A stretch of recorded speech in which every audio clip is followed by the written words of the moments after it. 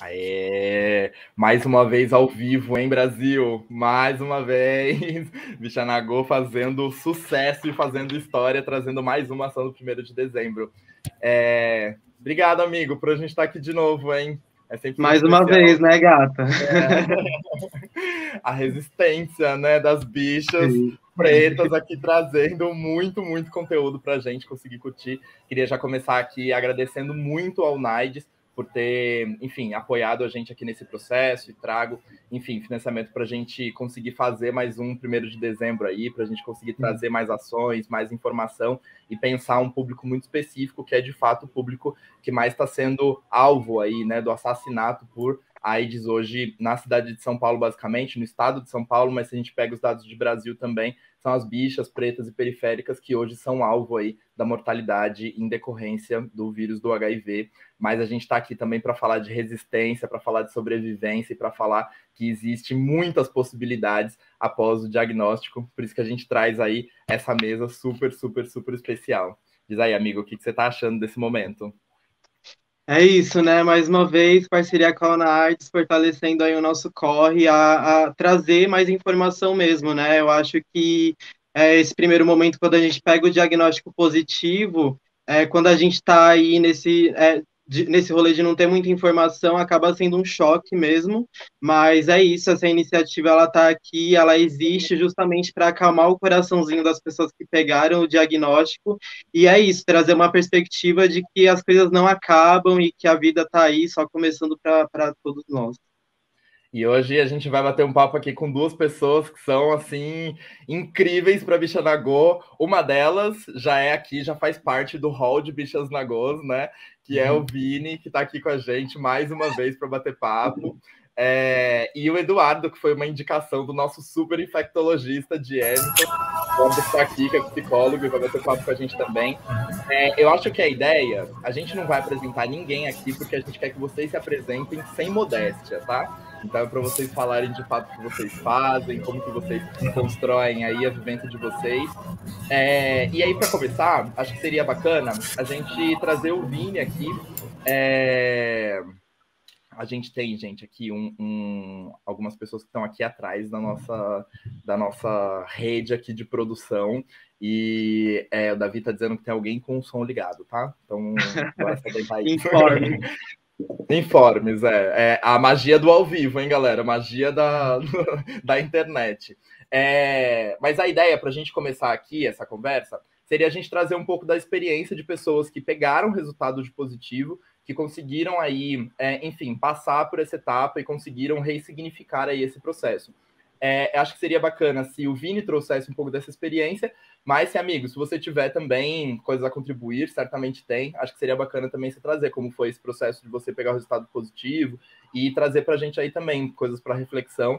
Em seguida, o Eduardo vai trazer um pouco dessa visão aí do profissional de saúde, do como a psicologia consegue atuar aí para também minimizar, né, os danos desse resultado que ainda é muito estigmatizado, né? Mas, para abrir os trabalhos, bora lá, Vini. Primeiro é para começar se apresentando, sem modéstia, hein? Que ela é famosa, bora lá. Gente, nas redes sociais. Bom, imagina. Bom, eu sou Vinícius Gomes, para quem me conhece. Estou muito, muito feliz de estar aqui. Agradeço muito o convite. Bichanagô, que faz parte da minha rede de apoio, da minha rede de afeto. Então, para mim é uma delícia estar aqui mesmo, ser convidado para essa mesa incrível. Eu trabalho com publicidade e propaganda, né, atualmente. Sou formado em publicidade pelo ProUni, vivo ProUni. Atualmente também trabalho com produção executiva das Irmãs de Pau, que inclusive já foram artistas convidados aqui do Festival Bichanagô, né? E falo sobre HIV nas minhas redes sociais, no meu Instagram, trazer um pouquinho de informação para a galera ali que me segue, para a gente tentar desconstruir um pouco desse imaginário social construído até hoje, até aqui, né? Bom, então eu vou falar um pouquinho aqui de como foi que eu peguei meu diagnóstico e como que eu cheguei, né, nessa coragem de começar a falar nas redes sociais. Tive meu diagnóstico em 2019, em abril de 2019. Não foi fácil, mas eu sei que poderia ter sido pior, assim. Eu tive, felizmente, uma rede de apoio. O Ézio, né, que está aqui, faz parte dessa rede de apoio. Meu amigo Matheus também. E aí eu vou contar resumidamente, rapidinho, como que foi o dia, porque o Ézio faz parte desse dia, só para a gente entender aqui. Bom, numa manhã, né, fui aqui no postinho perto de casa pegar os resultados dos exames que eu havia feito, né, peguei o de sífilis, já tinha pego o de sífilis e o de HIV não tinha vindo, e aí já fiquei meio preocupado, e aí uns dias depois fui lá pegar o de HIV e realmente tinha dado positivo. E aí no mesmo dia eu tive que trabalhar, assim, então minha cabeça tava a milhão, né, e aí nesse mesmo dia eu lembro que o Wesley soltou uma caixinha de perguntas lá no Instagram dele. Eu não lembro qual era a pergunta, mas eu só lembro que eu mandei assim para ele. Eu acabei de pegar meu diagnóstico e tô meio sem saber o que fazer. E aí, no mesmo momento, ele passou o WhatsApp dele, a gente passou o dia conversando, assim, deu tirando todas as dúvidas possíveis, assim, porque acho que é isso, quando a gente pega o diagnóstico, eu não era uma pessoa, tipo, sem informação referente ao HIV, porque esse meu amigo Matheus, como eu mencionei, já vivia com HIV há alguns anos, então eu já sabia como era a vivência de uma pessoa vivendo com HIV, mas quando está na nossa pele é diferente, né? E, obviamente, surgem muitas dúvidas, muitos medos, né? Família, amigos, faculdade, né? Eu estava em faculdade, eu via muita piadinha referente a pegar na faculdade, né? Então, era algo que me causou medinho ali quando eu peguei esse diagnóstico, obviamente.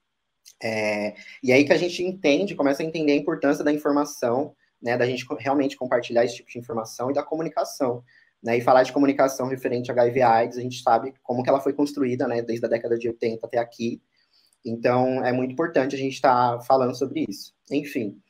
E aí, peguei meu diagnóstico. E aí, para mim, enquanto LGBT, lidar com tudo aquilo, eu normalmente associo a como me assumir de novo. Não gosto bem dessa palavra, me assumir, mas é como se eu estivesse expondo minha sexualidade de novo. Né, porque foi um processo, primeiramente, de aceitação pessoal, né, de entender o que era o diagnóstico, entender o tratamento que ia começar a partir daquele momento, o impacto desse tratamento na minha vida, né, e aí que a gente entra na questão da autonomia, assim, da pessoa realmente entender o que é o HIV, o tratamento, e tomar a decisão, né, do que ela vai fazer com aquela informação a partir daquele momento, né. Bom, e aí eu já tinha, né, essas informações, consegui compartilhar com o Ezio, então já conversava com algumas pessoas sobre isso, e fui tentando, né, fazer com que isso não impactasse tão negativamente a minha vida, porque, né, estava trabalhando, estava entrando em fase de TCC na faculdade, então, tipo, estava tudo acontecendo. Eu falei, porra, isso não pode atrapalhar tudo agora, nesse momento, né? E aí eu consegui iniciar o tratamento, consegui iniciar a psicoterapia, e aí, depois de alguns meses, né, do tratamento, consegui ficar indetectável, aí resolvi falar com os meus pais, né? Achei que era o momento de falar com os meus pais. E não foi nada fácil, né? A gente sabe que falar de HIV/AIDS para as pessoas mais velhas, às vezes, é ainda muito mais difícil, porque elas viveram muito daquela época, então o pensamento delas ainda é muito ligado a tudo aquilo, né? Então eu sabia que, a partir daquele momento, ia rolar um processo de, digamos, de educação dentro de casa mesmo, né? Junto com os meus pais. Enfim, e comecei esse processo de tentar educar os meus pais referente ao HIV/AIDS, quando eu contei para eles. Eu estava ali com o meu teste, né, de HIV indetectável, para tentar passar uma segurança para eles, mas eles não sabiam o que era aquilo, né? Então, eu sabia que ia ser um processo dentro de casa, assim. E foi. E aí eu comecei a trazer algumas informações para eles do que eu via na internet, alguns vídeos, e estava aprendendo junto também, porque é isso, né? Se a gente não vai buscar, infelizmente, essas informações dificilmente chegam na gente.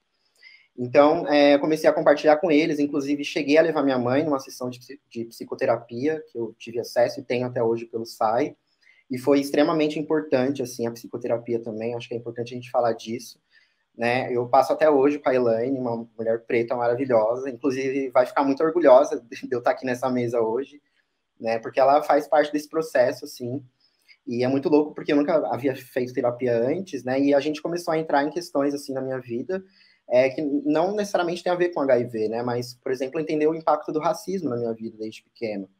Então, foi extremamente importante para me fortalecer mesmo, né? E, enfim, depois de um ano que eu vi que as coisas realmente estavam caminhando melhor, eu já estava bem, estava conseguindo lidar com aquilo dentro de casa, falei, bom, acho que eu consigo ajudar outras pessoas compartilhando isso que eu estou aprendendo aqui, né? Porque sei que muitas pessoas, da mesma forma que eu, não tinham todas essas informações. Então, acho que eu consigo levar essas informações para as pessoas. E aí, comecei a compartilhar lá no meu Instagram, trazer alguma coisa sobre sorofobia, né, um texto sobre sorofobia, alguns questionamentos. Depois comecei a falar sobre prevenção combinada, coisas que eu estava entendendo naquele momento que eu achava importante repassar, né? E, enfim, como eu falei, essas informações ou a gente vai atrás, ou a gente busca, ou elas não chegam. E se a gente fizer, né, um recorte aqui de classe, de raça, a gente sabe que é uma caridade, digamos, é algo que a gente precisa muito mais, né? A gente sabe que essas informações não chegam na periferia, não chegam nas pessoas pretas, né? Esses acessos não chegam. Então, eu vi ali como uma ferramenta realmente de poder ajudar essas pessoas, né, do meu ciclo. E aí eu vi que, tipo, inicialmente a questão era só compartilhar a informação, mas eu vi que aquilo estava se tornando algo maior, porque eu comecei a receber mensagens de pessoas de várias regiões do Brasil, assim, né, e falando sobre o seu diagnóstico, né, e de alguma forma também tirando algumas dúvidas, expondo seus medos. Então acabou virando uma rede de apoio mesmo, né? Obviamente que a distância, né, é diferente ali no online, no virtual, mas eu acho que de alguma forma aquilo já foi uma ajuda para algumas pessoas, né? E aí eu comecei a entender também que o HIV, né, como a gente se trata aqui em São Paulo e tal, e tem os acessos aqui, é muito diferente de outras regiões do Brasil, né? E, enfim, as pessoas demoram meses para conseguir uma consulta com infectologista, para depois pegar um medicamento. Então, o impacto, ele realmente é muito maior em outros lugares. E a gente começa a entender realmente isso, essa diferença. Bom, e aí eu comecei a conversar com essas pessoas, isso foi se tornando cada vez maior e, de alguma forma, isso também foi me motivando, porque, como eu falei, ao mesmo tempo que eu estava aprendendo junto e compartilhando, né, aquilo foi me fortalecendo, porque fui recebendo muitas mensagens positivas também, né? Então, aquilo incentivou eu realmente a continuar com o meu tratamento, continuar compartilhando informação com as pessoas, né, que, enfim, eu achava realmente importante. E comecei a entender também a importância da identificação, né, das pessoas se identificarem com a gente, com um pouco da nossa vivência, e até com a nossa linguagem, né? Às vezes a gente vai pesquisar sobre HIV/AIDS, é uma linguagem muito técnica, às vezes, a maioria das vezes é trazida por médicos, e a gente sabe que um discurso, às vezes esses discursos não, a galera não entende, assim, não chega muito bem no ouvido das pessoas, né? E aí eu vi que eu poderia trazer a informação de forma mais leve e divertida, né? Obviamente falar de HIV de forma divertida, né? Como assim? Pode parecer muito estranho, mas eu acho que, né, a gente pode criar esses caminhos, assim, enfim, de compartilhar essas informações e de ajudar outras pessoas. Então eu vi que aquilo realmente estava sendo um novo caminho de eu estar fazendo aquilo. Bom, e aí comecei a entender a importância, né, de estar compartilhando essas informações, como o Ezio fala, de democratizar a informação referente ao HIV, né, e eu vi que realmente estava dando muito certo, trazendo a informação dos avanços que a gente teve, né, até aqui, dos avanços referentes ao tratamento, as formas de prevenção, né, inclusive hoje cedo eu compartilhei uma notícia que eu vi ontem sobre o Dovato, que é a nova medicação, né, um novo medicamento em uma pílula só, que vai ajudar muito na adesão.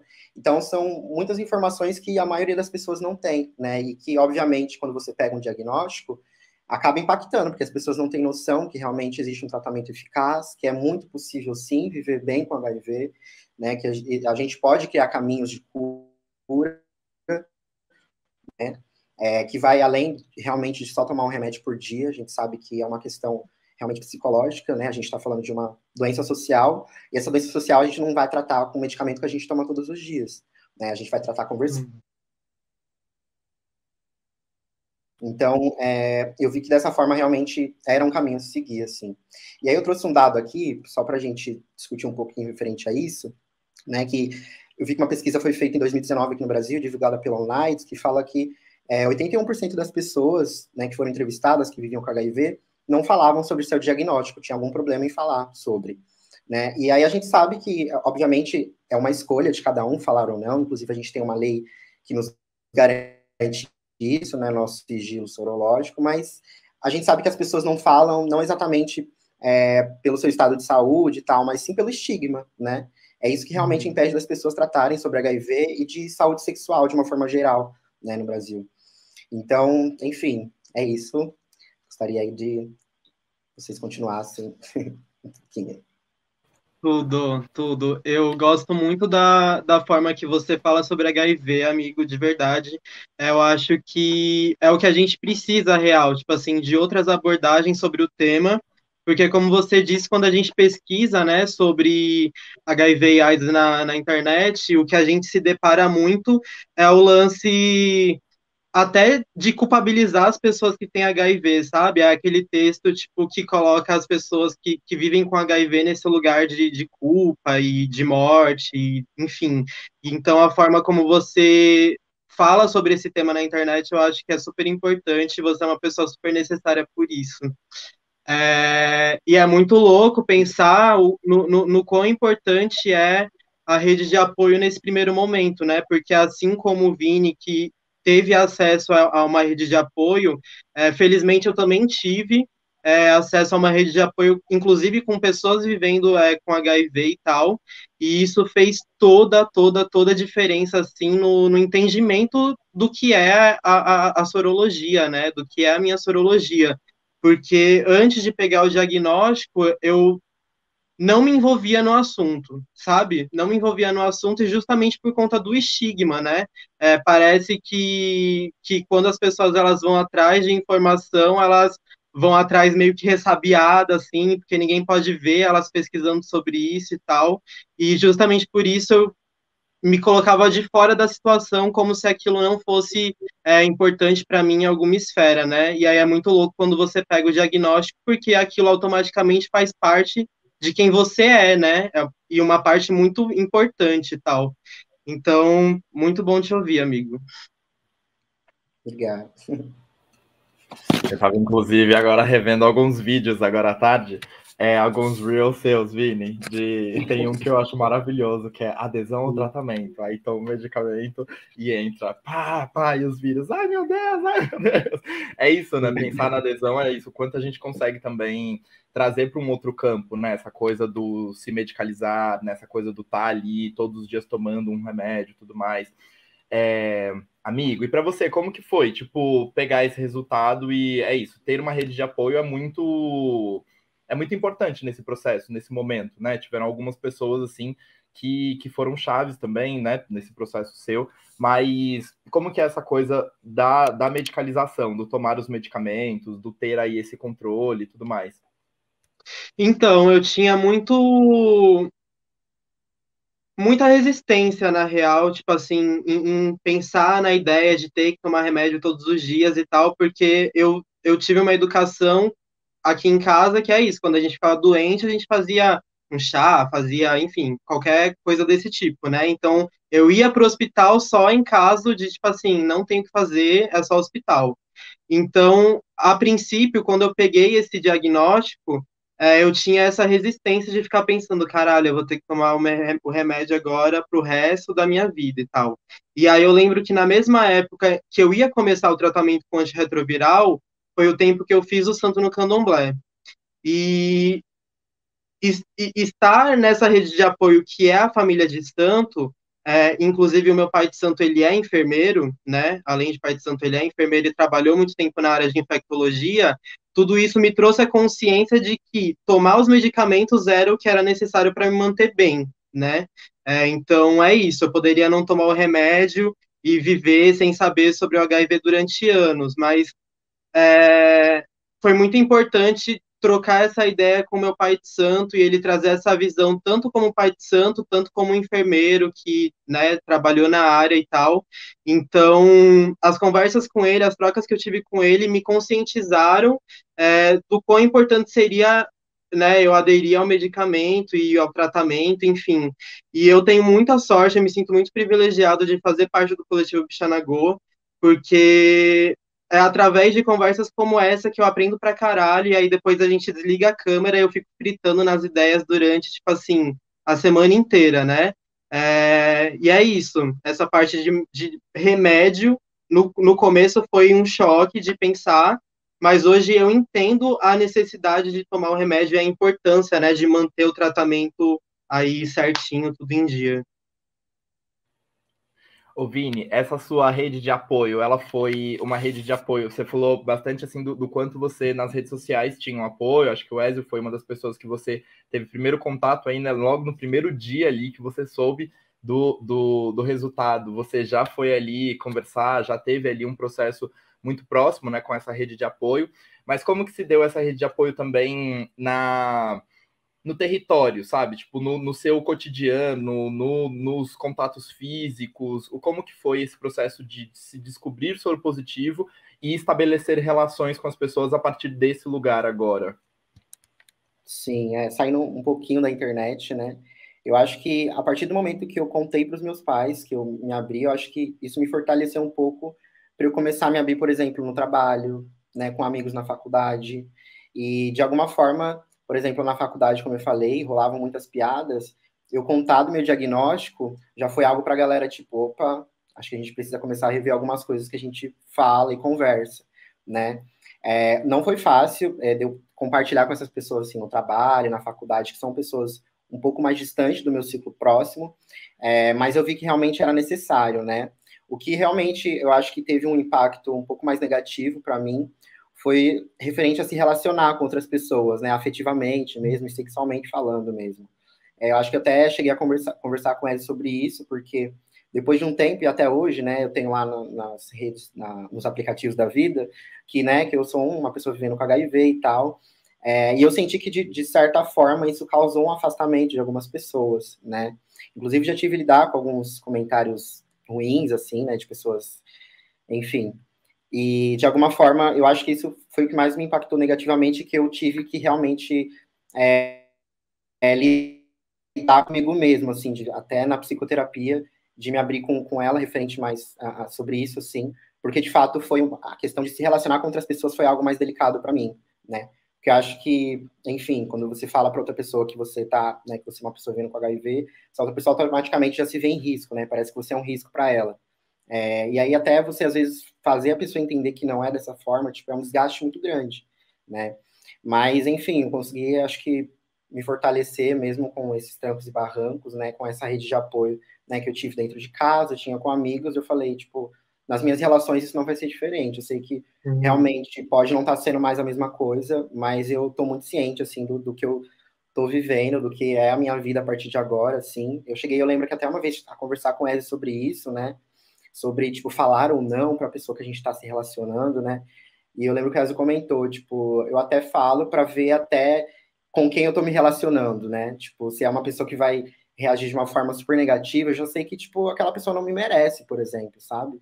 Tipo, realmente não vai fazer sentido eu me relacionar com ela.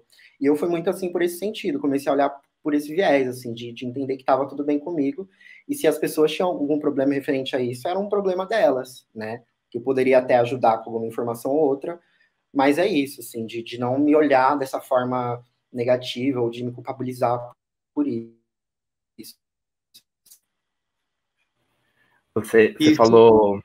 Diz aí, Pode amigo, falar, diz aí, pode diz aí. falar. Não, Não, pode eu só ia falar. puxar uma coisa que o Vini falou que com a terapeuta dele, ele trouxe um pouco desses processos do HIV, mas também foi importante discutir um pouco dos impactos do racismo também. E é isso, né? A gente nasce lidando com processos ligados ao racismo, né? Trazendo aí um pouco disso, né? É o que nos forma, né? A nossa identidade, a forma como a gente interage com outras pessoas, né? E afetivamente, inclusive, né? E aí, quando você se descobre soro positivo, tem essa coisa de você trazer também a sorofobia para esse campo novo, né? Então, além de lidar com racismo, tem que lidar cotidianamente também com a sorofobia quando você vai se relacionar com as outras pessoas. Eu ia jogar a bola aqui pro Eduardo, já que ele mudou de espaço, mas você quer fazer sua consideração, amigo? Diz aí. Não, então, é porque é isso. Eu me pego pensando muito nisso, porque quando eu comecei a falar sobre HIV também, eu me deparei com esses mesmos dilemas que o Vini está dizendo, dessa dificuldade mesmo em conseguir se relacionar com outras pessoas tendo o jogo aberto sobre o HIV, né? E aí é isso, né? É um trabalho que ele se dá diariamente, de você se empoderar muito dessa questão e estar tá muito bem consigo mesmo para entender que o HIV ele acaba sendo um filtro para as relações, né? Tanto as relações de amizade como as relações sexuais mesmo, né? Então, na minha vida ele acaba sendo sempre nesse lugar de filtro mesmo, de entender quem vai estar na minha vida e quem não vai estar, e quem não vai estar, tudo bem também. E é isso, né? É, é. É isso, nas complexidades de ser uma bicha e bicha preta, periférica, né? Quanto mais a gente coloca, quanto mais camadas a gente coloca aí, né? A gente tem mais complexidade na forma da gente lidar, né, com as relações. E, para falar dessas complexidades, eu queria que o Eduardo trouxesse um pouco para a gente também o que é Primeiro, eu queria que você se apresentasse sem modéstia, tá? E trouxesse um pouco também desse processo, o quanto é aí dentro da psicologia, né? E você como psicólogo, mas também como pessoa que atua aí dentro de um serviço de saúde que pensa populações soropositivas, né? Como que você lida com isso? Como que as pessoas chegam para você? Como que, enfim, como que você consegue construir aí também essa rede de apoio para essas populações que estão aí vulneráveis cotidianamente, mas que também precisam, né, de uma série de redes de apoio que às vezes encontram no serviço de saúde também, né, que não necessariamente encontra com os amigos, com a família, mas que o serviço de saúde é um ponto de apoio para isso. Diz aí, Edu. Oi, gente. Acho que primeiro agradecer, muito obrigado pelo convite da gente trocar essa ideia, que eu acho que é fundamental, né, a gente aproveitar o Dezembro Vermelho para a gente poder falar dessas temáticas que precisam ser conversadas o ano todo, né? Eu sou o Eduardo, sou psicólogo. Atualmente eu sou mestrando na saúde coletiva, lá na USP. Eu estudo prevenção ao HIV em jovens HSHs de 15 a 17 anos, né? Eles fazem uso de PrEP e é isso que eu estou tentando entender na minha dissertação, como que é essa relação de um adolescente de 15 a 19 anos, fazendo uso da profilaxia pré-exposição. Atualmente, eu também sou coordenador de recrutamento do projeto PrEP 1519 e atuo também como psicólogo clínico, atuo na equipe Maravilha, do Vinícius Borges, do Dr. Maravilha, e também estou com ele no Multiverso, que é um instituto que abrimos, né, recentemente. Quando vocês me convidaram para essa conversa, né, e conforme ouvindo vocês ao longo desse papo, fico pensando que atualmente eu estou nessa parte de coordenação, né, então eu fico um pouco mais distante do atendimento dentro do serviço de saúde, eu acabo fazendo um outro tipo de cuidado, né, mas eu atuei durante bastante tempo como aconselhador pelo projeto PrEP 1519 lá no CTA em Fio.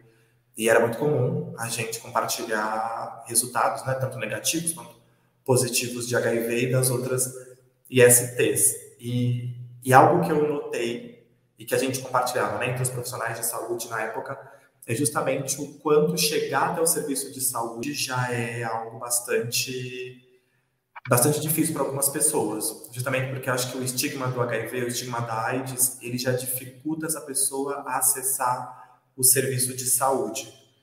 Justamente porque o medo é tanto do que esse resultado do que pode aparecer nesse resultado, que a pessoa muitas vezes já prefere não chegar, prefere não ir até o serviço. Então é muito comum as pessoas, quando a gente chamava, né, fulano de tal, né, para entregar o resultado, a primeira coisa que a pessoa falava era: me dá logo esse resultado, ou deu positivo, não foi?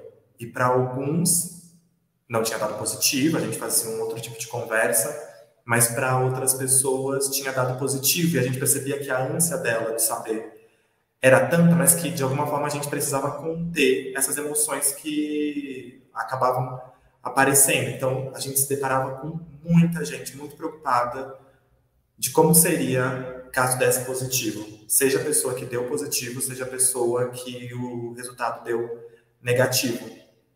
E aí, normalmente, o acolhimento que a gente fazia era, de início, já dar o resultado para a pessoa, né? A gente passava pelas outras ISTs, então sífilis, hepatite B, hepatite C, e aí o último que aparece é o de HIV, e aí a gente explicava o que significava reagente, e uma pergunta, né? Pelo menos pensando na minha atuação, quando eu estava como aconselhador, era justamente tentar compreender o que essa pessoa sabia sobre o HIV. Então, eu sempre perguntava, o que você sabe, né? Seu teste, eu acabei de falar para você que deu positivo, que é positivo para HIV, o que você sabe sobre o HIV? E aí eu deixava a pessoa discorrer como que estava sendo essa experiência dela de descobrir sobre o diagnóstico. Então, eram experiências inúmeras, assim, pessoas com informação do tipo, sei a diferença de HIV, de AIDS, sei que eu posso ficar indetectável, e outras pessoas com muito pouca informação, assim, de não saber a diferença de HIV e de AIDS, e o quanto esse atendimento, né, o quanto esse aconselhamento, ele é bastante individualizado. Eu lembro que quando eu comecei a atender, eu ficava preocupado, né? Tá, mas quando for um resultado positivo, o que eu falo? E com o passar do tempo eu percebi que não tem o que eu falo, mas tem algumas condutas que você precisa ter, né? Acho que de tentar entender como que é para essa pessoa descobrir o diagnóstico, de você ouvir quais são os sentimentos que apareceram para ela, porque muitas vezes as pessoas ficam preocupadas de ouvir, assim, inúmeras vezes, de pessoas que disseram, eu vou morrer então, né, Eduardo? E assim, a gente está em 2021, a gente sabe o quanto o tratamento avançou e o quanto as pessoas que têm HIV conseguem viver, e ainda assim a gente ainda esbarra nesse medo da morte. E até conversando com outros psicólogos também que atuavam lá, muitas vezes a gente percebia que são atendimentos que acabavam às vezes durando muito tempo, né? Então às vezes uma hora e pouco, a gente percebia que esse medo da morte às vezes era até um medo real, assim, né? Será que eu vou morrer amanhã por conta do HIV? Mas muitas vezes aparecia também um medo simbólico de que então eu não posso mais me relacionar, eu não posso mais transar, não posso mais beijar na boca. E o quanto a gente sabe que isso não é verdade, mas para aquela pessoa, naquele momento, não tem como desconsiderar e falar, não, imagina, claro que você pode, é só você tomar um medicamento e tudo vai dar certo. Eu acho que precisa ter essa cautela. A gente, como profissional de saúde, a gente sabe que tomando medicamento a pessoa vai ficar indetectável. Mas a pessoa, naquele momento, ela está tão sobrecarregada, né, assim, de descobrir sobre o diagnóstico, de alguma forma tentar elaborar isso para conseguir viver a vida dela, que eu permito, assim, tranquilamente que ela expresse os medos, de medos, assim, dos mais simples, né, que é o medo de morrer, que é o medo de nunca mais transar com alguém. Então, os meus atendimentos, quando eu compartilho um diagnóstico positivo para alguém, é permitir que ela fale o que ela está sentindo, e no final eu sempre costumo, acho que não no final, né, mas ao longo do atendimento eu sempre costumo reiterar os direitos dela, né? Ela tem o direito de não falar sobre a sorologia dela, ela tem o direito de se relacionar e não sofrer discriminação, ela tem direito a trabalho, ela não pode ser demitida porque descobriram o estado sorológico dela. Eu acho que são informações importantes que naquele momento a pessoa até pode, e eu já ouvi, né, de pessoas que eu atendi, de que isso agora eu não quero saber, Eduardo, eu quero saber como que eu vou me tratar. Mas eu acho que é algum tipo de informação que ao longo desse processo de cuidado dela, ela vai se lembrar em algum momento, né, de que não, eu não posso ser discriminado por conta de viver com HIV, né? Ela tem o direito de se relacionar com as pessoas, ela tem o direito de viver a vida plena dela. Eu acho que é um tipo de, não é uma receita, né, assim, não é uma fórmula, mas eu acho que é muito importante a gente permitir que essas pessoas falem e expressem as emoções dela naquele momento. Raiva, negação, medo. Já tive pessoas que negaram, assim, de que eu fiz o encaminhamento, né? Mandei a pessoa para o SAI, encaminhei para o SAI, e a pessoa pegou o encaminhamento dizendo, não tenho, é impossível. Acho que esse resultado está errado, não é possível que eu tenha. Mas aí a gente faz um acompanhamento de entrega o encaminhamento, a gente conversa com os outros profissionais dos outros serviços para saber se a pessoa chegou, né? E aí essa pessoa, felizmente, ela chegou, mas bastante mobilizada emocionalmente, assim, porque trouxe algumas questões bastante pessoais, assim, que ela não conseguiu compartilhar comigo naquele momento. Ela falou uma coisa ou outra, mas eu percebi que tinham questões, assim, que o diagnóstico acabou abrindo portas para esses aspectos emocionais que já estavam ali. E aí o diagnóstico acabou fazendo com que eles aparecessem de forma assim, mais abrupta para essa pessoa. Mas é um processo assim, bastante delicado, né? E que o profissional de saúde precisa ter muita cautela, porque essa experiência de compartilhar o diagnóstico, né? Quando vivida de forma sorofóbica, se torna um trauma para algumas pessoas. Ou atendo pessoas na clínica, né, saindo aí do CTA, que é um serviço especializado, e atendendo na clínica, tem pessoas que tiveram o diagnóstico, a revelação sorológica de forma extremamente sorofóbica, do tipo, você procurou, né? Se tivesse usado camisinha, você não teria pego. E são falas que ecoam na cabeça da pessoa e que repercutem na vida dela até hoje. E aí a gente tenta na clínica trabalhar bom, a pessoa disse isso, mas será que você só se limita ao HIV? Você não é muito mais que isso? Não tem uma história de vida anterior ao HIV? E a gente vai desdobrando isso ao longo dos atendimentos. Acho que é um pouco de tudo isso, né? Não é só isso. Esse ponto final, inclusive, que você colocou, Eduardo, era um pouco do que eu queria trazer também, né? Porque acho que tem uma coisa nos serviços da infectologia mais ligados aí a ISTs, né? E mais especificamente ao HIV, a gente tem a maior parte das pessoas é uma galera que é um pouco mais sensibilizada, né? Para tratar com algumas populações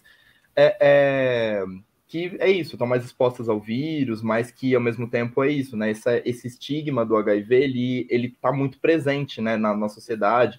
Acho que é isso, a gente tem o índice de estigmas da AIDS, por exemplo, que a UNAIDS lançou, acho que foi o ano passado, foi em 2019, alguma coisa assim, que traz um pouco desses reflexos, né? De que mesmo dentro dos profissionais da saúde, a gente ainda tem um estigma gigantesco, que é essa ideia que você passou pra gente agora, que é, mas você procurou, mas por que você não usou camisinha? Mas por quê? E a gente sabe, né, que tem uma série de fatores, né, que decorrem aí da exposição, né, não só o fato de você não usar preservativo ou o fato de você usar preservativo não vai te garantir que você não esteja totalmente exposto, né? O Vini trouxe um pouco também dessa ideia de prevenção combinada, né, o quanto a gente tem esquemas de prevenção combinada aí pra gente conseguir fazer com que essa prevenção ela fique em outros lugares, né? Que você consiga ter lubrificante, mas que você também consiga ter processo de redução de danos, né? Que você consiga pensar aí isso em outros lugares. Ô Vini, o profissional que te deu o resultado, que te deu aí essa resposta, te deixou... Eu sempre fico muito orgulhoso, assim, quando eu vejo falas como a do Eduardo, né? São de profissionais que são muito sensíveis, né? À causa, que traz um pouco aí dessa sensibilidade também para o cotidiano. Mas o profissional que te deu o resultado tinha essa sensibilidade? Você se sentiu acolhido nesse momento? Olha, para ser bem sincero, tipo, ele teve certa sensibilidade, mas ele ficou frisando muito na questão da camisinha, como você trouxe, assim. E digamos que até hoje eu passo com o mesmo infectologista e ele fala muito sobre camisinha e, por exemplo, nunca comentou comigo sobre prevenção combinada, sobre nenhum outro tipo de prevenção. Então, de alguma forma, acho que teve um impacto, assim, se eu não tivesse tido essa rede de apoio com quem conversar, né, para entender, eu acho que poderia ter caído nessa coisa da culpabilização, né, que eu acho que alguns comentários, né, dos profissionais como o Eduardo trouxe, acaba colocando a gente nesse lugar, assim, né. Então, por exemplo, ao mesmo tempo que eu tinha, né, esse meu infectologista que, de alguma forma, acho que não tratou da melhor forma possível, ficava frisando muito nessa questão da camisinha, contrapartida eu tinha a Elaine ali, minha psicoterapeuta, que me ajudava a entender esse lugar, assim, de me tirar desse lugar de culpa. Então, acho que foi um equilíbrio, assim, mas eu acho extremamente importante o Eduardo trazer isso, porque eu já ouvi, tipo, relatos, por exemplo, de amigos, né, de outras pessoas, de fato, dessa falta de cuidado, assim, dos profissionais de saúde na hora de falar, né, até de amigos, por exemplo, foram fazer teste rápido, assim, e tiveram que ouvir coisas de enfermeiras e tal, tipo, bastante desagradáveis, e a gente sabe que isso atrapalha muito, né, no acesso da pessoa voltar lá e fazer um novo teste, né, então acho que é muito, realmente muito importante. Nossa, ouvindo o Eduardo falar sobre a forma que ele lida com esse primeiro momento do acolhimento e tal, eu fiquei imaginando só que eu queria muito ter passado por um profissional como ele, assim, porque é isso, o acolhimento, ele, no posto que eu fiz o teste, né, quando eu peguei o diagnóstico, é um posto que ele é muito cheio, então eu lembro que as pessoas, elas são tratadas assim, parecendo que a gente está numa esteira, seguindo, e aí ele vai dar o resultado próximo, dá o resultado próximo, é uma parada muito robótica, e é isso, tipo assim, você passa por esse momento, ele não ficou falando muito sobre camisinha para mim, mas ele ficou falando sobre o medicamento com esse tom de penar, assim, tipo, fazer o quê? Agora é tomar remédio pro resto da vida, né? É assim que funciona o tratamento, que não sei o quê. Com essa abordagem, né? E aí você sai desse acolhimento e vai ter a primeira consulta com o infectologista e nunca é muito diferente. Meu infectologista é péssimo, eu espero que esse vídeo um dia chegue nele de alguma forma, para ele perceber que a forma que ele trata as pessoas é péssima, é péssima. Ouvindo vocês, eu fico pensando o quanto os profissionais de saúde precisam realmente estarem bem instruídos, né? Porque para além de você dizer, olha, seu teste deu positivo, você vai ter que tomar remédio para o resto da vida, use camisinha para você não pegar outras ISTs. É muito limitante, né? Acho que em 2021, a gente já está indo para 2022, acho que limitar a prevenção somente ao uso do preservativo é algo assim que precisa ser mudado. Acho que a prevenção combinada é justamente para isso, né? Para a gente poder ofertar para essa pessoa todas as possibilidades que existem, mas muitas vezes os próprios profissionais podem acabar lidando com questões próprias, né? Porque quando eu oferecia, por exemplo, PrEP para as pessoas, era muito comum, já ouvi de pessoas falarem, estou buscando a PrEP porque eu não uso camisinha, Eduardo. E aí, eu acho que a pessoa já tinha ouvido tanto, né? Use camisinha, que ela chegou para mim e falou, e eu não vou usar se você mandar. Falei para ela, bom, eu não estou aqui para mandar em nada, eu estou aqui para dizer para você quais são as possibilidades, né? Você pode associar PrEP com preservativo, por exemplo, se você quiser. Se você não quiser, você pode associar PrEP com autoteste, com testagem de 3 em 3 meses. Tem um monte de possibilidade que existe para você se prevenir. Acho que esse discurso, ele precisa ser, acho que disseminado, sabe? Acho que a gente precisa falar de prevenção, mas também falar de prazer. Porque quando a pessoa diz, eu não uso camisinha, precisa entender por que ela não usa camisinha. Ah, pode ser, já teve gente que já falou pra mim, não uso camisinha porque eu tenho vergonha de vir pegar aqui no posto, mas fico muito preocupado de me infectar com alguma IST, né? Tá, então vamos pensar o que dá para ser feito. Leva numa sacolinha, eu pego ali um pouco mais para você, enfim, vamos dar um jeito. Mas acho que esse papo, muitas vezes acho que passa pelo profissional de saúde, né? A gente tá falando de sexo e fica uma coisa mecânica, a gente não fala de prazer, porque essa pessoa usa ou deixa de usar o preservativo, ou qual é a dificuldade dela de usar a PrEP, por exemplo. Acho que precisa expandir, né? É claro que isso vai esbarrar em algumas questões de cada profissional, mas eu, né, falando da minha atuação, quando eu estou ali conversando com essa pessoa, no aconselhamento de alguém que deu negativo para HIV, mas que eu percebo que ela pode se infectar algum dia por conta das práticas sexuais que ela está me dizendo que ela não usa algum tipo de prevenção, bom, vamos falar então sobre as prevenções que são possíveis para você. E para a pessoa que deu positivo, eu acho que tem formas e formas, né, de você falar sobre você vai ter que tomar remédio pro resto da vida. E aí a gente sabe o quanto a adesão ao tratamento muitas vezes não é fácil. É para além de tomar um comprimido, 2 comprimidos, tomar com água e pronto. A gente sabe que um monte de coisa passa pela cabeça. Já ouvi de pacientes meus dizendo, nunca lembro do HIV, Eduardo, só lembro dele em 2 momentos. Quando eu falo com você, porque esse assunto está dentro de mim o tempo todo, e quando eu vou tomar esse comprimido. Aí eu lembro que eu tenho HIV e aí passa um monte de... essa culpabilização mesmo, né? De achar que foi errado, de achar que se infectou porque quis. Uma coisa que eu sempre costumo dizer é, a gente transa por prazer, a gente transa porque a gente quer sentir o toque do outro, porque a gente, enfim, motivos inúmeros. A gente não transa para pegar IST, elas ocorrem. E se ocorrem, a gente precisa cuidar disso. Acho que isso é essencial de se pensar.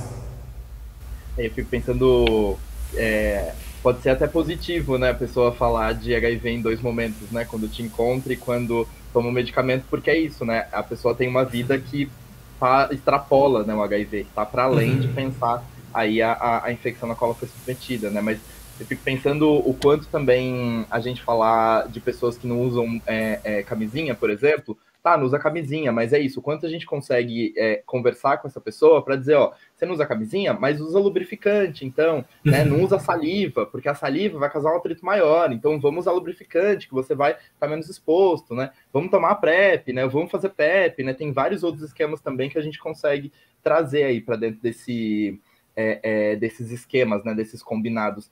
E uma coisa que não sai da minha cabeça é o quanto Bichanagô nasce a partir desse momento que a gente precisa falar de outras formas, né? Trazer outras formas de comunicação, e aí outras formas de comunicação para falar de masculinidades, outra forma de comunicação para falar de STs, de HIV. O Vini faz isso nas redes dele também, trazendo um pouco uma outra forma de comunicação para a gente trazer de uma forma mais sensível, mas de uma forma também que comunique melhor com algumas populações e com o nosso povo. E acho que Eduardo também faz isso, né? Traz isso dentro do universo da saúde, o quanto comunica de uma outra forma. Mas eu queria saber de você, Eduardo, assim, o quanto você identifica esses modelos de comunicação muito complexos e como que você faz para traduzir esses modelos. É isso, você que é alguém que é mestrando, eu acho que é isso, né? É maravilhoso pensar em bichas pretas dentro da USP, pensando aí saúde, né? Mas o quanto você, que é alguém que consegue fazer leituras técnicas, o quanto você traduz isso para o cotidiano de pessoas que estão ali dentro do consultório. Eu acho que eu vejo, por exemplo, né, essa atuação que acontece tanto em serviços de saúde quanto na minha clínica particular, eu acho que é muito importante essa tradução. E é de você perguntar mesmo se a pessoa está entendendo o que você está falando, porque quando você dá o diagnóstico positivo para alguém, tem tanto essa parte do acolhimento que ela precisa acontecer, mas também tem uma parte técnica, onde você tem que fazer encaminhamento, você tem que preencher as fichas, né? Você tem que explicar para a pessoa. Então, algo que eu costumo fazer assim, com muita frequência, quando a equipe, né, que eu coordeno aí no projeto da PrEP e adolescentes, quando eles vão lidar com essas situações de pessoas que deram positivo e que compartilharam com eles, eu sempre falo para eles perguntarem, né, o que essa pessoa está entendendo, como que ela está entendendo o que vocês estão explicando para ela. Porque às vezes a gente dá uma enxurrada de informação, a pessoa só fica dizendo tá bom, tá bom, tá bom, e a gente percebe que no final ela vem com perguntas que você pensa, mas eu expliquei isso lá no começo. Mas pensa que ela está vivendo uma situação única, né? Só se descobre o HIV uma vez. Então tem um monte de situação que pode estar borbulhando dentro dela. Então eu sempre tento utilizar esses textos, né? Que eu leio, por exemplo, sobre interseccionalidade, pensar o quanto classe, gênero, cor da pele pode fazer que uma pessoa esteja mais ou menos tem mais ou menos possibilidade de se infectar ao HIV. Não vou explicar isso para a pessoa que acabou de descobrir, mas acho que é essencial eu ter esse panorama para entender por que será que pessoas pretas estão sendo mais atingidas pelo HIV. Né? Acho que são questões que eu acho que não se tem uma resposta pronta, a gente tem um monte de reflexão, um monte de texto que questiona e que tenta entender isso.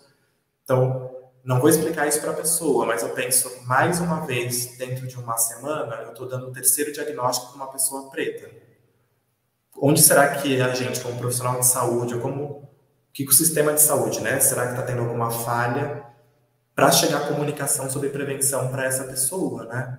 E como que está chegando essa comunicação de prevenção? Acho que isso é bastante importante, porque se ela chegar muito técnica, a pessoa não consegue associar com o dia dela. A gente costuma dizer bastante que a gente precisa criar demanda para essa pessoa, né? Porque muitas vezes ela não consegue nem associar que aquela transa ali naquele banheirão, aquela transa depois da festa, pode ter colocado ela em possibilidade de se infectar. Então, eu costumo utilizar os textos, elaborar e pensar, tá, como que eu vou atuar isso no meu dia a dia? Bom, a pessoa falou que fez banheirão, vamos ver como foi esse banheirão. Ah, não usei camisinha, foi ali na hora, não busquei PEP. E aí eu vou tentando construir com essa pessoa o que você acha dessa situação, né? O que te fez buscar o banheirão? Ah, senti tesão naquela pessoa, aconteceu. Mas você não buscou PEP porque, nem sabia disso, Eduardo, porque nunca nem falou isso comigo. E aí, conforme você vai destrinchando com essa pessoa, muitos até já ouviram falar, né? aquele comprimido, depois de 72 horas. Então, acho que é muito importante você criar essa demanda para a pessoa, sabe?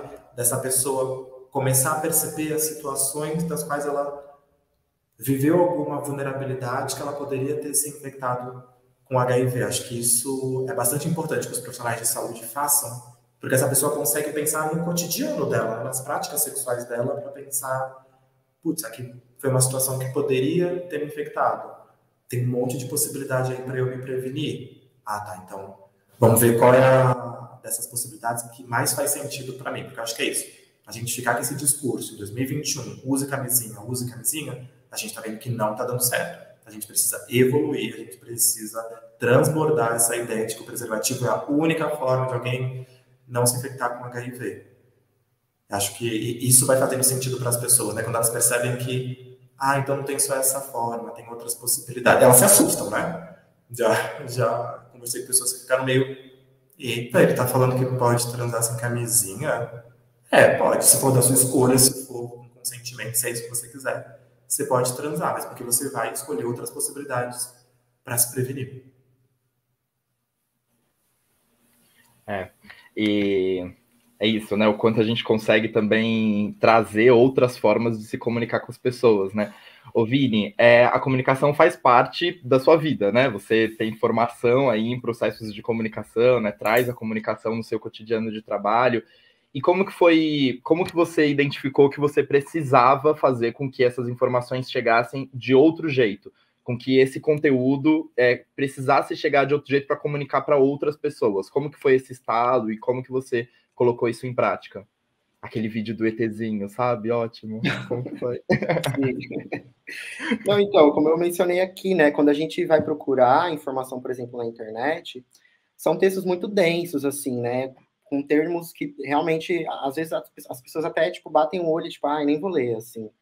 Então, de entender que, tipo, o que a gente, às vezes, lê realmente não pode não ser o melhor, não que não seja um caminho, mas que dificulta, às vezes, as pessoas a entenderem, né, e eu falei, tipo, como que eu posso adaptar isso para minha linguagem, tipo, da forma com que eu converso com os meus amigos e, tipo, como eu falaria, por exemplo, o pessoal da faculdade sobre prevenção combinada, né, tipo, e aí eu falei, acho que dá pra gente fazer um vídeo de uma forma mais desconstruída que a pessoa preste atenção, né, tipo, da linguagem com que ela realmente está acostumada a ouvir, né, e realmente tirar esses termos técnicos demais e difíceis e que talvez distanciem as pessoas e trazer, como o Eduardo disse, acho que mais as coisas para dentro do cotidiano, assim, tipo, uma linguagem que realmente está dentro do dia a dia da galera, assim, principalmente para nós, enquanto LGBTs, né, esse povo divertido e animado, que gosta de uma zoeirinha, eu falei, eu acho que é uma possibilidade de eu fazer um vídeo dessa forma, e acho que de alguma forma deu certo, assim, sabe? Ô, amigo, em Bichanagô também a gente traz muito desse processo, né? A gente comunica também de uma série de outras formas, e em algum momento a gente percebeu que a gente precisava trazer as artes, a música, né? Precisava trazer as artes integradas para chamar a galera também para fazer esse comunicado, né? Então, como que é no nosso cotidiano também? Traz aí um pouco desse processo, você que agora está aí construindo as artes também, né? Construindo um pouco do que é esse processo de comunicação interno nosso também. Não, então, na verdade, a preocupação da linguagem sempre foi uma preocupação que a gente teve, de fato, né? Porque é isso, quando a gente decidiu que a gente passaria a falar sobre HIV e AIDS no coletivo, a gente entendeu que o público que a gente queria comunicar não é esse público que está lendo texto acadêmico e, enfim, compreendendo tudo aquilo que está escrito, sabe? Então, essa preocupação da linguagem ela é muito real, até porque o que acaba afastando muitas pessoas da discussão é o estigma e é a linguagem também, né? As pessoas, elas escutam os médicos falando sobre HIV e AIDS e todos aqueles termos e tal, e as pessoas simplesmente não se aproximam daquilo, né? Elas fazem justamente esse movimento reverso que é de se afastar e é isso. Então, a gente conversa muito sobre como a gente vai fazer para que as nossas peças elas sejam fáceis de entender para todo mundo, né? E o meu parâmetro é sempre a minha mãe, que é uma mulher que estudou só até a quarta série, então ela não é completamente alfabetizada e tal. Então, quando eu estou criando uma peça ou um texto ou qualquer outra coisa, eu tento criar imaginando que será que a minha mãe entenderia? Se ela lê esse texto, se ela vê essa imagem, será que ela vai entender o que a gente está passando? E o meu parâmetro é sempre esse, assim, se a minha mãe entendeu, compreendeu, gostou, é porque a gente está no caminho. Aí só para Eu acho que Diz aí, Vini, diz aí. Não, só para interromper aqui, tipo, tenho amado muito a série de vídeos e artes que o Edson tem feito no perfil pessoal dele mesmo. Tipo, Ai, obrigado. incrível, assim, é uma linguagem artística também que eu admiro pra caralho. Sou muito fã. Nossa, inclusive, quem Obrigado. ainda não viu essa série de AIDS e religiosidade, pelo amor de Deus, tá muito, muito boa. E sabe que enquanto, enfim, nesse processo inteiro aqui, nesses mais de 50 minutos que a gente já está aqui conversando, acho que uma coisa que liga a gente muito é esse processo de como é a comunicação, né? A forma como a gente vai conseguir dialogar com as pessoas, que isso vai fazer com que a gente consiga levar a informação para mais lugares possíveis, né? E cada um no seu espaço, né? Cada um no seu território também, né? Seja nas redes sociais, seja na academia, seja na administração pública, seja nos serviços de saúde.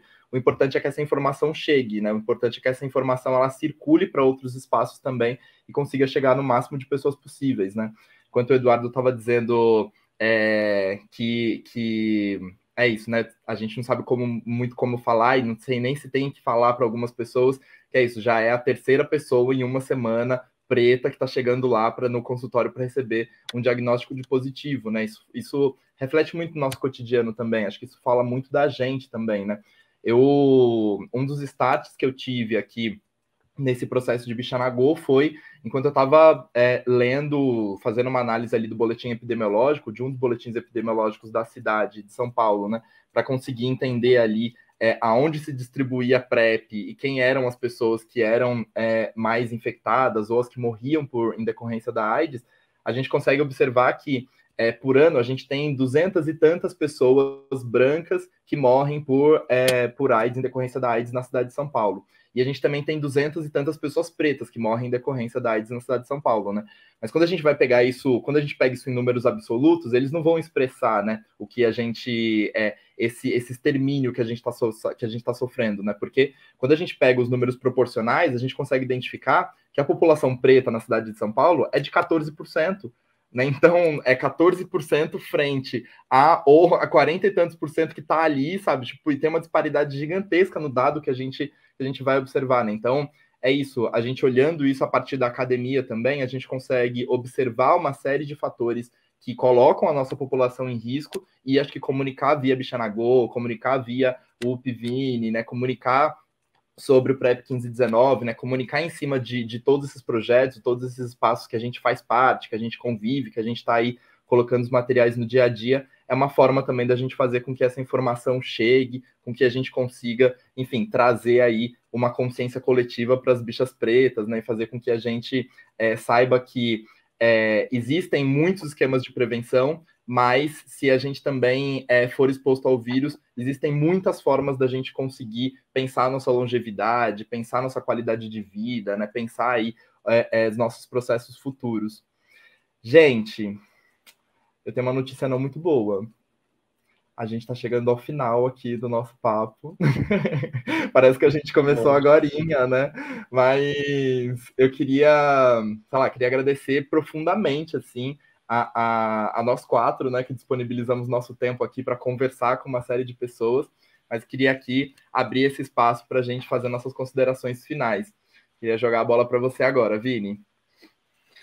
Que pena que já está acabando, né? Tava uma delícia.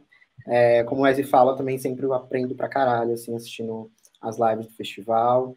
E mais um papo que eu aprendi demais. E, enfim, quero agradecer mesmo essa oportunidade.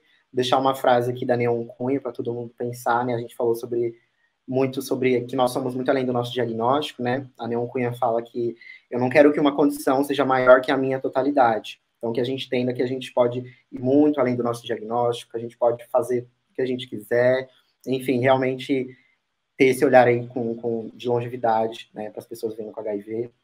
E, enfim, um beijo para todo mundo. Obrigado, Vini. Bora, Edu, é contigo. Gente, que rápido. Vamos ficar mais uma hora. Eu quero agradecer. Acho que o papo passou rápido porque foi super gostoso, né? Acho que esse papo de comadre é essencial porque já que a gente está falando sobre comunicação, né? Acho que a gente comunicar dessa forma, batendo papo, descontraído, é essencial para que as pessoas pensem sobre elas mesmas, né? Tanto pessoas que, de alguma forma, estão tendo alguma dificuldade para chegar até um serviço de saúde, para fazer testagem, quanto aquelas que descobriram o diagnóstico agora. Acho que é bastante importante para essas pessoas que descobriram o diagnóstico agora que, bom, de início, né, a depender da pessoa, isso assusta, ela fica preocupada, mas é como a gente vem conversando aqui, é um processo, né, um processo de você aprender a lidar com o seu diagnóstico, de você conseguir perceber que você é um ser humano, que você merece ter seus direitos respeitados e que você pode se relacionar, que você pode encontrar alguém, é essencial. Acho que não esquecer que o HIV, ele é uma infecção. Ele diz algo, mas ele não diz tudo sobre você. Isso é essencial para as pessoas pensarem sobre, principalmente aquelas que receberam o diagnóstico recentemente, porque já atendi várias pessoas, sei o quanto isso fica martelando na cabeça, preocupa. Então, que esse papo sirva, né? Que elas consigam extrair o melhor desse papo que a gente teve. Foi ótimo. Me convidem mais vezes, que eu adorei. Na próxima vou fazer até um chá. Certamente seremos todos convidados de novo. Queria dizer aqui pra gente, segue lá nas redes sociais, @Festival Bichanagô, mas segue também @Upvini, @Eduardo Oliveira Psique. A gente vai colocar aqui também nos comentários depois as redes sociais da galera. Amigo, vou jogar para você finalizar aí pra gente, tá? Beleza. Bom, quero agradecer demais vocês três. Satisfação máxima. Sempre aprendo muito, de verdade. O Festival Pixanagô, ele é o grande formador, assim, para mim. Eu sempre me informo e aprendo demais a cada conversa que tem aqui. Quero agradecer demais ao Nardes por ter ajudado a gente a fazer com que esse momento fosse real, né? Estivesse aí acontecendo. Não vejo a hora da gente poder se encontrar pessoalmente para que essas conversas sejam, né, ali. Mas é isso, agradeço demais vocês, amigo, sem palavras, mais uma vez. E acompanhem nós que ano que vem tem mais.